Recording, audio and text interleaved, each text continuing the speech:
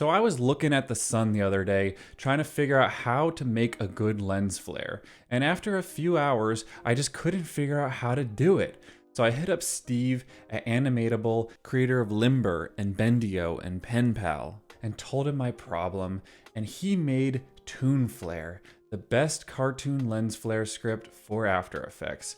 And we're giving it away for free. And today I'm going to show you how to use it. All right, so we have our scene in After Effects, which we want to add a lens flare to. So let's go ahead and make sure the script is installed. We can either drop it into our scripts UI panel or outside of the scripts UI panel in the general scripts folder. Both will achieve different results.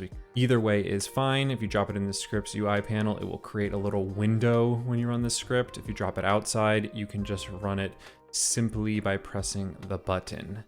All right, so if we want to run the script and we don't have it in the UI panel, just go to File, Scripts, Toon Flare, and boom, now we have our Toon Flare on two layers. We have a control layer, which is a null object we can use to move around our flare, and we have a Toon Flare layer, which is a bunch of shape objects on a shape layer.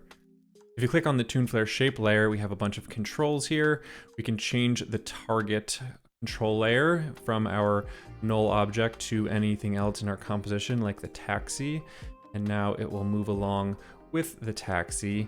We can change things like the scale of the shapes, the minimum brightness, and the maximum brightness, and the aperture blades, which is how many sides the shape has. It's based on the aperture of the camera. This is realistic stuff. You can use this to get a more realistic look or a really, really cartoony look if you bring this all the way down. And if you want to hide these outlines on your layer to make things a little bit easier to see, you can use Control or Command Shift H, which will toggle off all layer controls. Now you can always generate a new Toon Flare by running the script again. Just make sure that you are selecting whatever control layer you have selected here. So since I have this taxi layer selected as the control layer, I'll just want to select this taxi layer, or I could just change this back to my control layer. It doesn't matter, just make sure that you are selecting whatever is this control layer and then run the script again, and you will get a new random Toon Flare. You can do this as many times as you want, and you will get a new random Toon Flare every single time based on a pool of random shapes in the Toon Flare collection. Ooh, look at this nice shine we got here. Now another way to run the script is from the scripts UI panel, assuming that you put it here under Window. Go down to Toon Flare and click this, and it will open up a Toon Flare window, and we can dock this somewhere like here. Now we have a Toon Flare button that we can of course press. Now the advantage of doing this is maybe you have Mobar or K-bar or some kind of bar thing that you like to use. And we can also have one more advantage of the button, which is if you don't like randomization, you don't like to spice up your life or roll the dice, you can get a stock standard Toon Flare every single time by holding Alt or Option and running the Toon Flare, and it will generate this kind of standard Toon Flare that has every single possible option selected.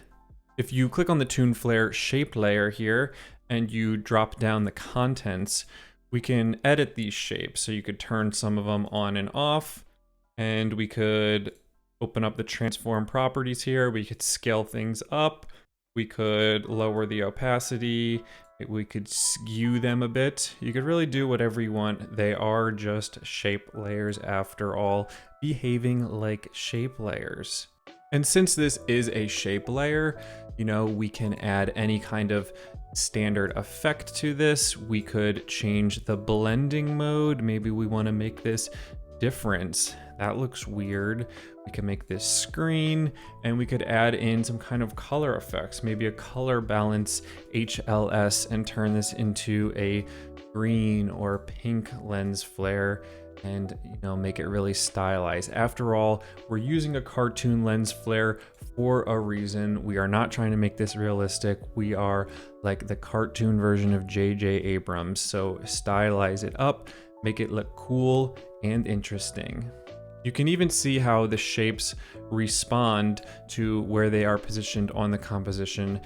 As they get further from the center, they behave differently, different opacity, different shapes. It's a very responsive script, a lot of attention to detail. So that is about it for the controls on the Toon Flare. It's pretty basic, but it gives you a lot of room for flexibility in terms of what you're allowed to edit and play with. So I hope you guys enjoy this and you have a lot of fun playing around with it, and cannot wait to see what you come up with, what you flare up. So if you want to download Toon Flare for free, check the link in the description, download it, let us know what you think. Thank you for watching, and I will see you in the next one. Goodbye.